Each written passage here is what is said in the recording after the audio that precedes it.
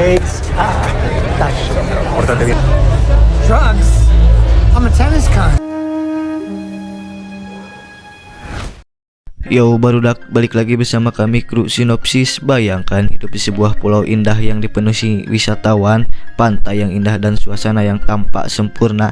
Tapi di balik keindahan itu tersembunyi sebuah misteri yang perlahan mengubah hidup seorang pria bernama Tom. Ketika sebuah keluarga misterius datang berlibur, Tom mulai terlibat dalam hubungan yang sangat rumit.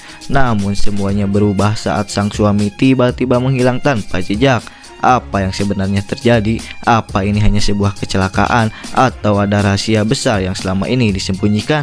Entahlah, saya tidak tahu. Daripada lama-lama saya ngebacok di sini, kiranya mau tawuran sama tetangga sebelah, langsung saja alur filmnya. Let's go.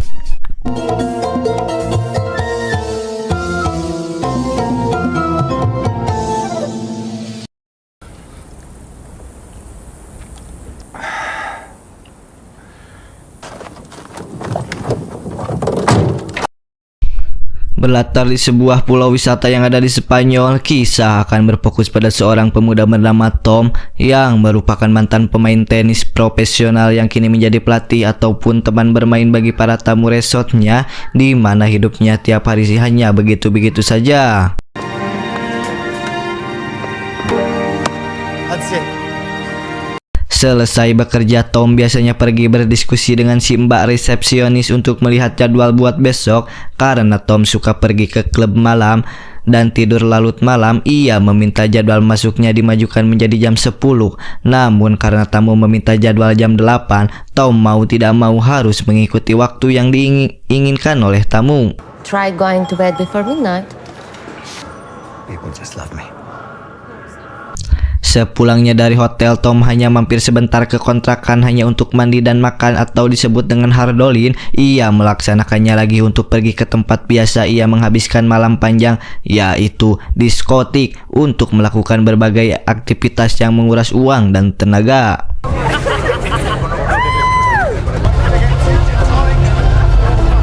I was in the area. Sure. Keesokan paginya seperti biasa ia terbangun dalam kondisi lemas dan kepala yang sedikit nyut-nyutan, di mana saat Tom sudah berangkat ke hotel dan ngopi di depan pintu masuk, ada kerumunan tamu yang baru datang dari luar negeri yang tanpa ia sadari akan mengubah hidupnya dalam beberapa hari ke depan.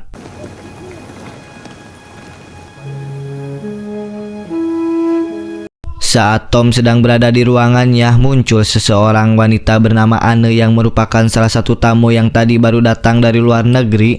Anne mengaku punya anak seorang laki-laki yang hobi main tenis dan ingin agar Tom menjadi pelatihnya. Namun karena hari ini jadwalnya penuh, Tom memintanya Anne untuk datang lagi besok jam 9 pagi.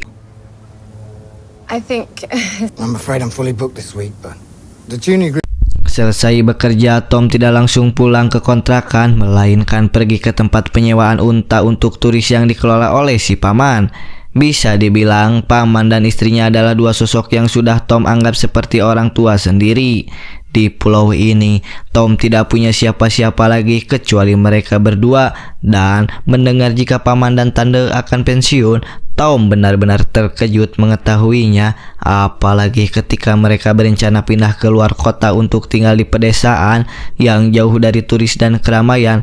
Tom semakin dibuat kecewanya. They have to take care of us. I'm happy for you.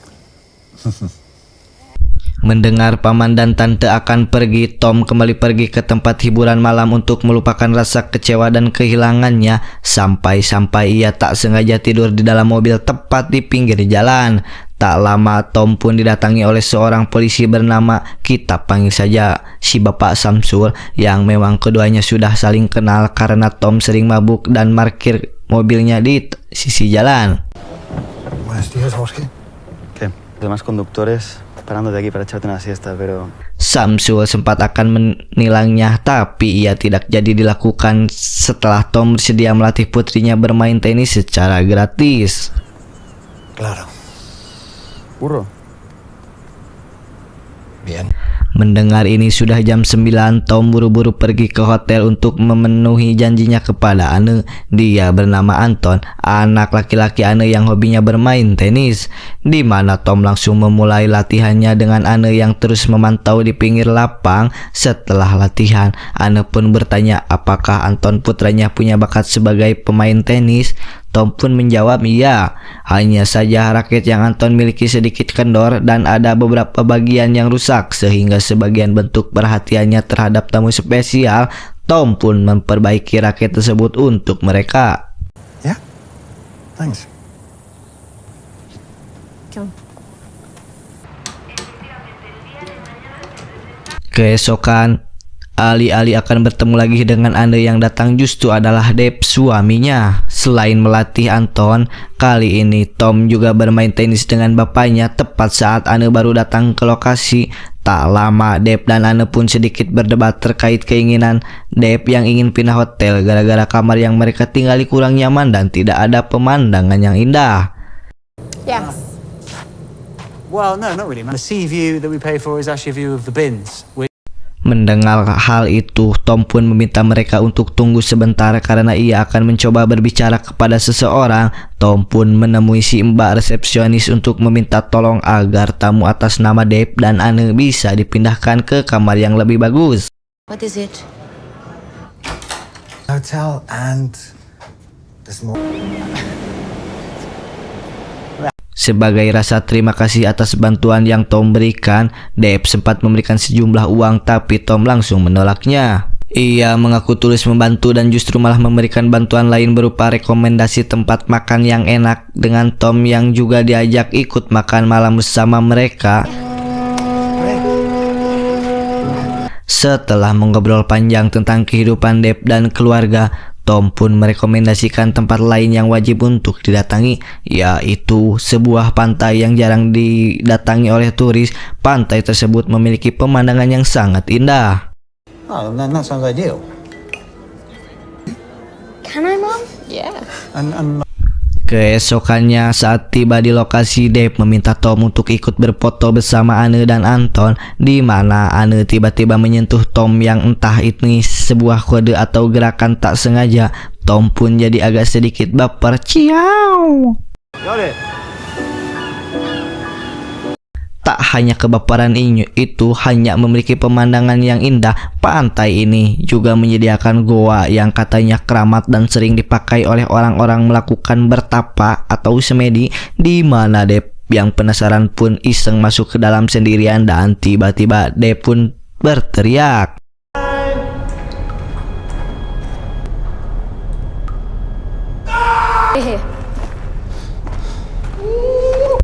Dave hanya bercanda dan ia cukup menyebalkan. Setibanya di hotel, Dave pun meminta Tom untuk jangan pulang dulu dan temani ia sampai larut malam. Alih-alih akan mabar PUBG sampai Crown, katanya keduanya malah minum bareng sambil ngobrol kena sana kemari. Dan tepat saat Anu sudah tidur, Dave mengajak Tom keluar mencari tempat hiburan.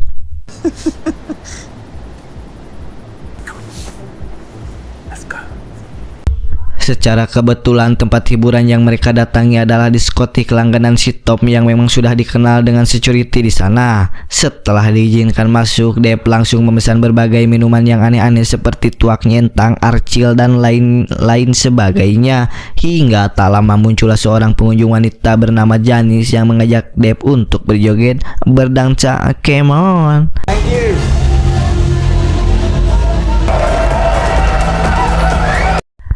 Keesokannya, Tom sadar-sadar sudah bangun di pinggir kolam hotel dengan Dave yang katanya belum pulang. Ponselnya tidak aktif sejak semalam sehingga membuat Anne sangat kebingungan. Tom pun mengaku akan membantu Anne mencari suaminya. Sementara untuk sekecil Anton bisa dititipkan pada teman yang merupakan karyawan hotel.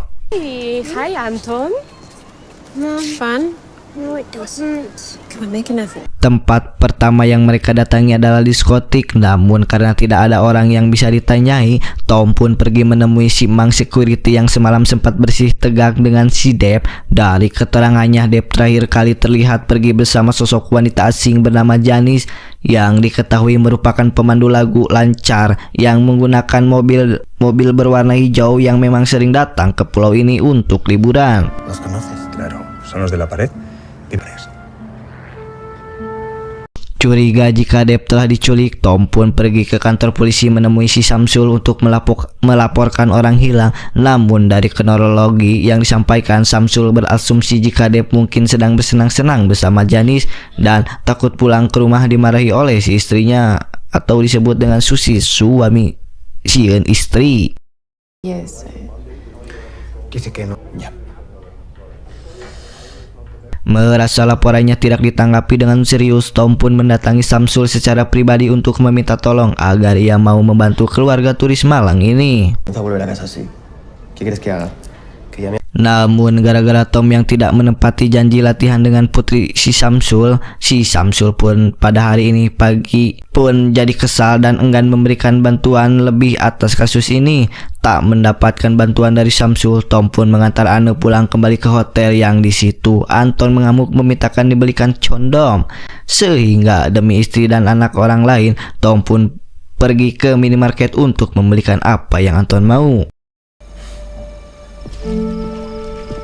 Tepat saat Tom baru keluar dari minimarket, ia tak sengaja berpapasan dengan salah satu unta milik si paman yang terlepas. Tak ada waktu untuk mengurusinya, Tom pun membiarkan si unta itu untuk berkeliaran di jalanan.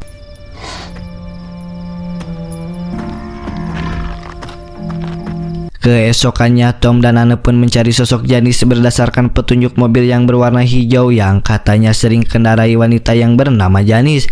Berlokasi di pantai yang ada ombaknya, Tom dan Anne langsung mendatangi Janice yang baru saja selesai berselancar. Was there too? Dan ketika ditanya di mana Deb sekarang, Janice mengaku tidak tahu karena setelah joget dan minum bareng di diskotik, Deb pun tiba-tiba pergi saja. Need to find him. Good, because he had this crazy smile, but he also looked something at some point. I think he just must have wandered off. Menunjukkan raut wajah yang frustasi dalam perjalanan pulang, Anne tiba-tiba dihubungi oleh polisi untuk datang ke sebuah restoran mewah. Setibanya di lokasi, mereka mendapati seorang tunawisma yang membayar makanan menggunakan kartu kredit atas nama Deb, serta membawa sebuah dompet yang jelas adalah milik si Deb. Ok. ¿Dónde encontró la cartera? Yo ya le dije que yo no la robé. ¿Dónde estaba? Que yo no la robaba, yo no la... Si tunawisma mengaku menemukan dompet tersebut di atas berbatuan pinggir pantai, sehingga tanpa buang waktu mereka langsung melakukan pencarian di lokasi tersebut. Karena tidak ditemukan jejak dan petunjuk, Samsul berasumsi jika Deb mungkin telah terbawa hanyut oleh ganasnya ombak tadi malam.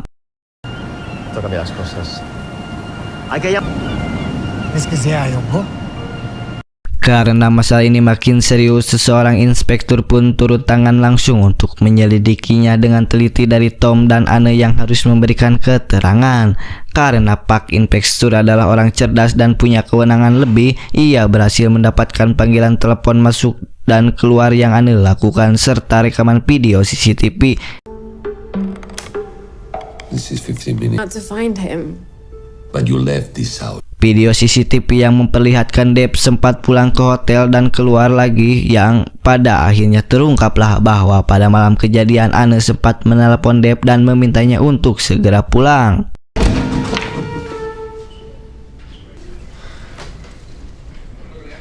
Sepulangnya Deb ke hotel, ia sudah dalam kondisi mabuk berat dan gara-gara sebotol minuman, Deb pun jadi membahas soal masalah lama mereka, yaitu terkait kondisi Deb yang dinyatakan mandul oleh dokter. Deb selalu curiga jika Anton anak mereka bukanlah anak kandungnya. Hal itu membuat Anne menjadi marah hingga mereka terlibat pertengkaran.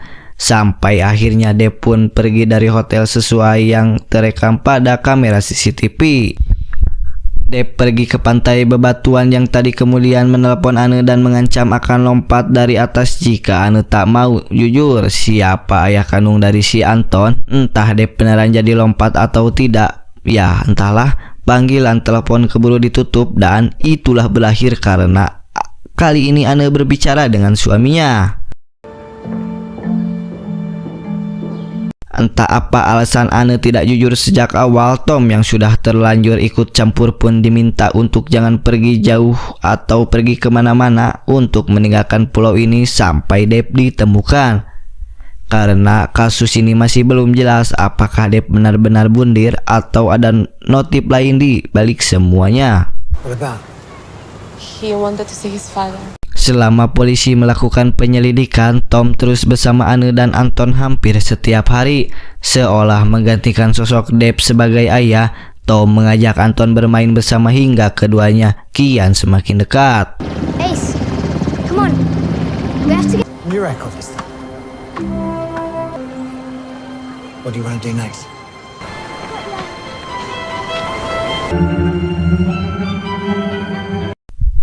Beberapa hari kemudian, polisi akhirnya menemukan petunjuk dari seseorang nelayan yang mengaku sempat melihat sesosok jasad mengambang di tengah laut. Tim SAR langsung dikerahkan untuk melakukan pencarian tersebut, sementara pantai yang menjadi tempat kejadian perkara langsung disegel oleh pihak kepolisian.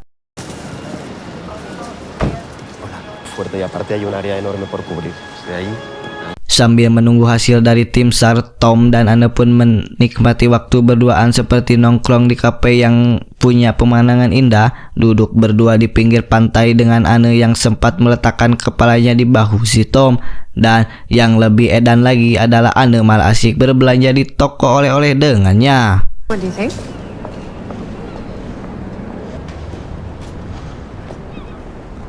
Lalu Tom didatangi oleh Bapak Inspektur. Di situ Tom diperingatkan untuk waspada terhadap orang yang baru dikenal. Kasus ini masih belum selesai dan bisa saja Anne adalah pelakunya. Found the phone. You see. What? The phone.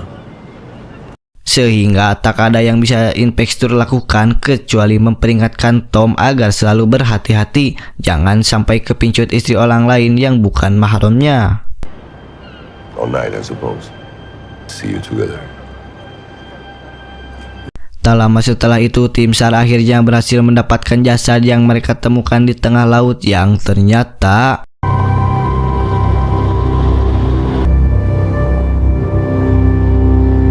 ya, itu bukanlah si Dep, melainkan seekor unta milik si paman yang sempat berkeliaran tadi malam di jalanan. Sehingga kebersamaan antara Tom dan Anne tampaknya masih akan berlangsung lama.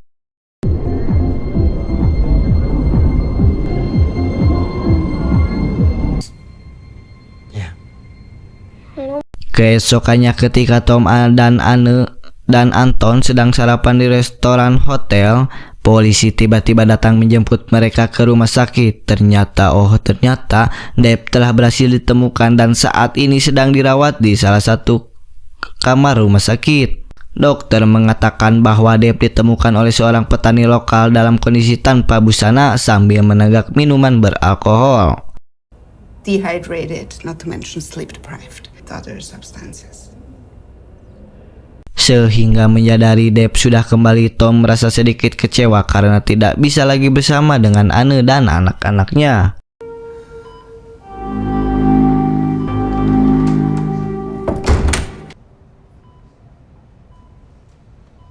Keesokannya, Tom akhirnya kembali pada rutinitas sebagai pelatih tenis, ketemu tamu random yang datang silih berganti.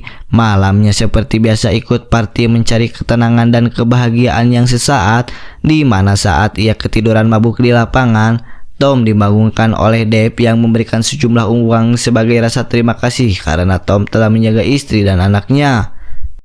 Extra than that for the inconvenience. I mean that.